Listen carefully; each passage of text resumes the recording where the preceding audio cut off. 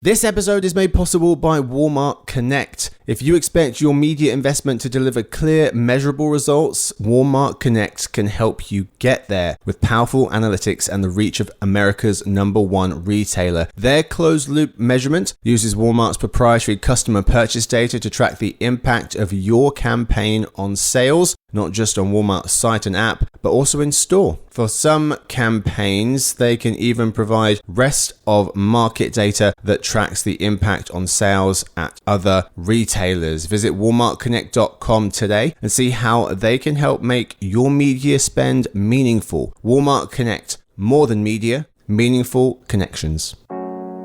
Deloitte survey found that other than using GenAI for fun and leisure and work-related tasks, health and wellness information searches are consumers' top use case for GenAI.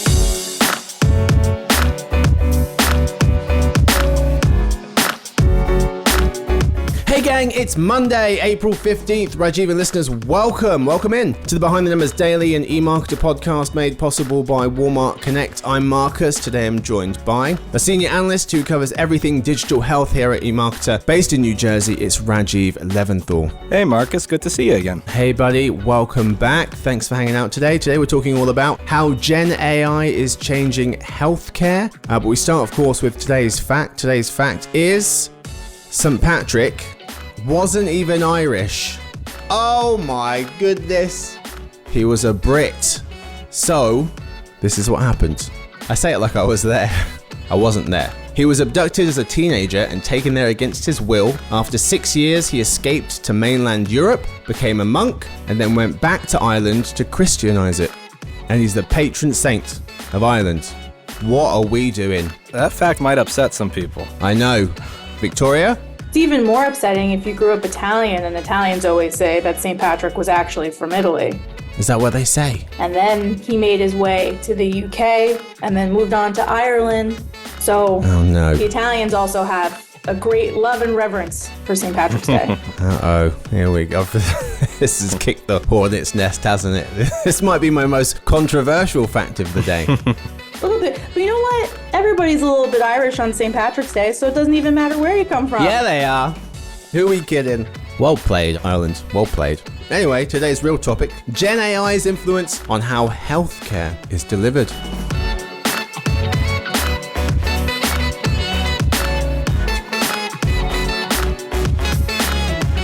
Today's episode is the first of a two-part series on GenAI and healthcare. Episode 2 will be tomorrow, but in the first part of the two-part series, we're going to be talking all about consumers and their relationship with GenAI and the health space and how they use it to look up health information, how doctors feel about that, and how doctors feel about them using it and the quality of information that they're getting back. But Rajiv, will start with looking at how consumers using GenAI to look up health information. But before that, real quick, I just want to say this as a disclaimer. I think it's important because Lisa Ward of the Journal pointing out that OpenAI, who make ChatGPT, one of the generative AI systems, says the company's models are not fine-tuned to provide medical information, and the company cautions against using the models to provide diagnostic or treatment services for serious medical conditions. The company is continuing research on the issue. So with that said, Rajiv, how are consumers using GenAI tools like ChatGPT to look up health information? Yeah, and smart that the company is saying that because we are noticing that consumers are more frequently turning to GenAI tools to look up health information. And we have written about some data where consumers have mixed sentiments on the quality of that information,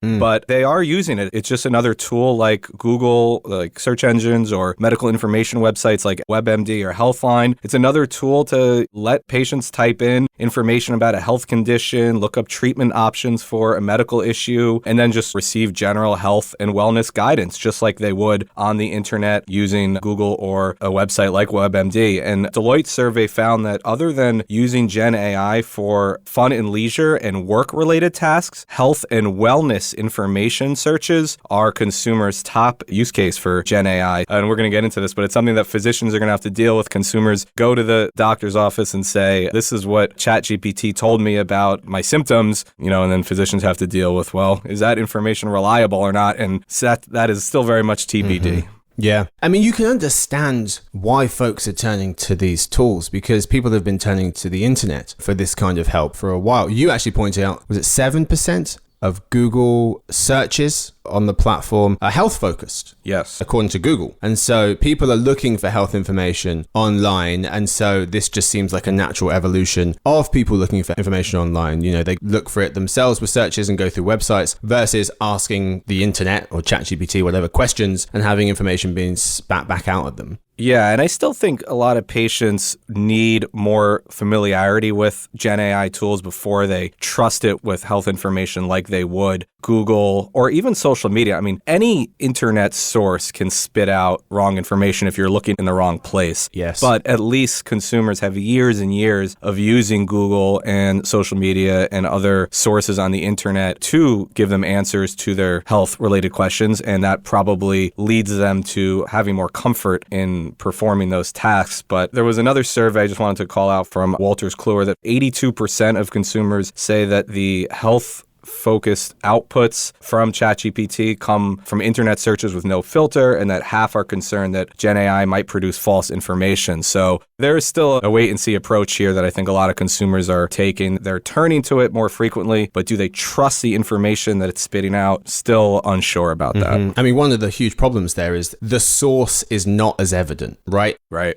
Miss Ward of the Journal was noting, by reading web pages directly, the source is often, not always, but often clearer. Whereas if you're asking a generative AI tool a question, you're not always sure where the information's coming from. The other thing here, Rajiv, which is interesting is you're right. We have a history and we have a certain amount of experience with searching for things on the internet and how that practice works. Whereas doing that with a ChatGPT is still new to us. The big difference here for me is the delivery. The delivery is so different because something is a lot more authoritative if you're being told the information versus if you're having to go find and read it yourself. Even if the information's the same. And you had a stat, this was also from the Deloitte 2023 Healthcare Consumer Survey, 7 in 10 American adults who use GenAI for health reasons rated the information as either very reliable or extremely reliable. Just 5% of people, to the contrary, saying it's not very reliable or completely unreliable. And so you have the same information being delivered differently, and you do have a certain amount of trust there.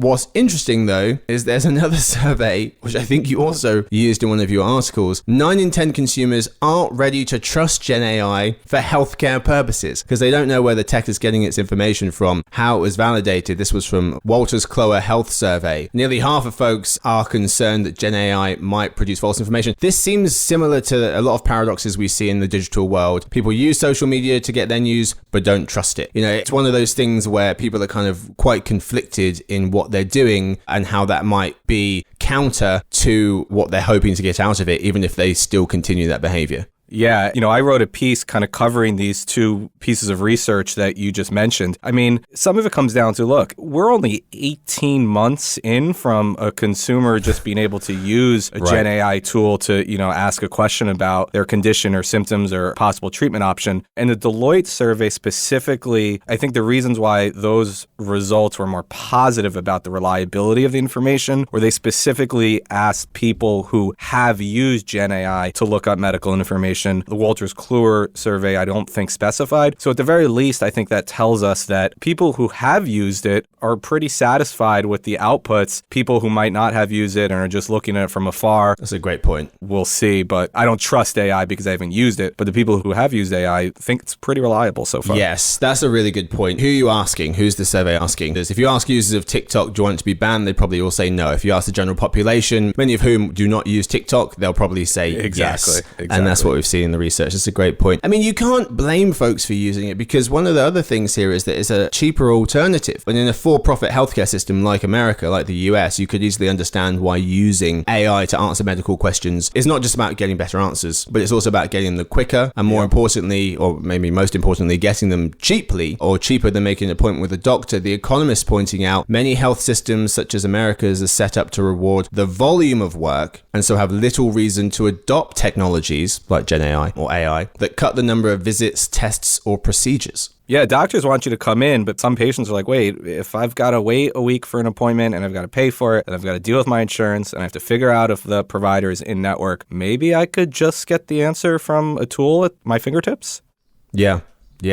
Depends on the type of questions. In terms of people looking up health information, and one question you wanted to address in this episode was, should they be? And it seems like it depends on the types of questions. When asked, can large language models like ChatGPT and its competitors provide reliable medical advice for patients? In a Wall Street Journal article, James Zhu, who's an assistant professor of biomedical data science at Stanford University, said its effectiveness depends on the kinds of questions you ask it. It's not great to ask prediction questions or personal recommendations. It could be more effective for information retrieval or exploratory questions like, tell me something about this particular drug. Yeah, exactly. It might depend on like how much experience you have with prompts, right? Usually with a Google search, you can kind of just figure out how to get the information you're looking for. Whether that's reliable or not is a different story, but it doesn't take that much time to type in the search engine your question. But you've got to work with the ChatGPT tool to try different prompts for different use cases. It's a trial and error process, and not everybody has that same level of experience as compared with the general search engine inquiry. Yeah. Mr. Zhu was also giving another interesting use case, another example, saying some patients have been pasting, for example, a medical consent form with a lot of jargon that's difficult to understand into GPT and asking it to explain the document in plain English. I haven't seen that, but it's interesting. It'd be interesting if you can provide your past health records. Can you give them your recent lab work and say, here's what my medications I've been on, here are the allergies I have, here's my blood work. What does this all mean? Yeah. So that's kind of an advanced use case, in my opinion, from the consumer side. Yeah. That's an interesting thought. You can see there's going to be a flood of people throwing terms and conditions into these guys now. Being like, what is this 12,000 page document telling me I'm signing my life away? We're going to talk about doctors. Doctors, when they give you the results of your lab work, they might be like, please do not take this information and put it into an AI tool. We will analyze these results, not AI. And that's part of the problem here, which leads us nicely to the next part of the conversation, which is about not just consumers, patients' relationship with GenAI, but physicians' relationship with patients and their relationship with GenAI and how they feel about their patients using these technologies. How do physicians feel about patients using GenAI for health information when compared to other information sources, some of the ones you talked about before, Google, WebMD, etc.? Well, as you might expect, they are frightened. Well, for one, there was a recent Medscape survey that found that 90% of docs are at least somewhat concerned that patients will trust the information that the GenAI tool produces over their own advice. Another 90% or close to it say that it's likely that patients will get misinformation or faulty information from GenAI, and that just makes their jobs so much harder, right? So it's like it's an unnecessary barrier in many physicians' perspectives, and you can understand that. They went through medical school, they went through training and residency, and they're at the top of their license practicing, but you have all these other now sources that could be producing unreliable information. And it's not that much different from the early days of the internet and people thinking that they're Dr. Google and using social media and listening to health influencers. It really does fall under the same category. It's just that GenAI is a lot newer. Yeah, they've now got one extra person, if you want to call GenAI a person, that they have to steer their patients away from when trying to get medical advice. A lot of people will turn to friends, family. Some people will turn to politicians. Some people are now perhaps turning to, well, people have been turning to the internet or influencers, and now ChatGPT is getting in on the action. That said, the fact that there is a lot of bad information out there that generative AI could be delivering to patients, you'd written about evidence that's mounting that GenAI services could deliver accurate health-related information to consumers. There was one study comparing, was it ChatGPT to WebMD? Yeah. There was a couple studies that I wrote about that ChatGPT did outperform WebMD and some symptom checker websites when it came to being able to provide an appropriate diagnosis. I think if you did enough research, you'd also find other studies that found that the more traditional sources would be more reliable. So again, it really depends on who is involved in prompting the tool. WebMD is a pretty reliable, Healthline, a pretty reliable medical information site, but there are a lot of apps and symptom tracker tools out there that are not as reliable. So which ones are being specifically compared to ChatGPT and for what purpose? But it's not nothing. I mean, it's interesting that there are studies already showing that ChatGPT is pretty good in being able to generate reliable medical information. Yeah, you had one from Emory University, another from the University of Alberta in Canada, basically showing that ChatGPT was better than some of these other tools, some of these other alternatives. Final question, Rajiv. What's the relationship going to be like between the patient, the physician, and the technology going forward? Do you see a world where doctors are sitting down with patients and saying, look, if you're going to use it, this is how to use it. Here's some literacy on, using these types of tools. Or do you think there's a world where, some of these physicians, they have their own? They have generative AI tools that have been fed just kind of clinical information and research. And so they're much safer to use. And we see an emergence of those and doctors saying, don't use, this all-encompassing, grab everything from the internet one. Use this one that's just pulling information from these credible and vetted sources. That's a great question. I think that the physician-patient relationship has largely been paternalistic. Physicians want to be the authority. They want patients to listen to them, heed their advice, because they're the ones that are trained and patients are not. So I think that physicians are going to be pretty skeptical of any of these AI tools. And I don't think that many will want to sit down with patients and say, if you are going to use an AI tool, please do this. I think they're just going to kind of wave them off right from the start and just say, please ignore these tools. That's really what I think is at least happening now. And it's going to happen more as consumers more frequently use these tools to answer their medical questions. Yeah. Well, that's all we've got time for this episode. If you tune in tomorrow to part 2, we'll talk about actually how doctors are using GenAI when it comes to patient care. And we'll also look at some of the AI solutions that companies are building to help folks with their health. Thank you so much to Rajiv for hanging out today. Thanks, Marcus. This was fun. Yes, sir. I'll see you tomorrow. Thank you to Victoria, who edits the show, Stuart, who runs the team, and Sophie, who does our social media. Thanks to everyone for listening in. We hope to see you tomorrow for that part 2 episode of the Behind the Numbers Daily, an eMarketer podcast made possible by Walmart Connect.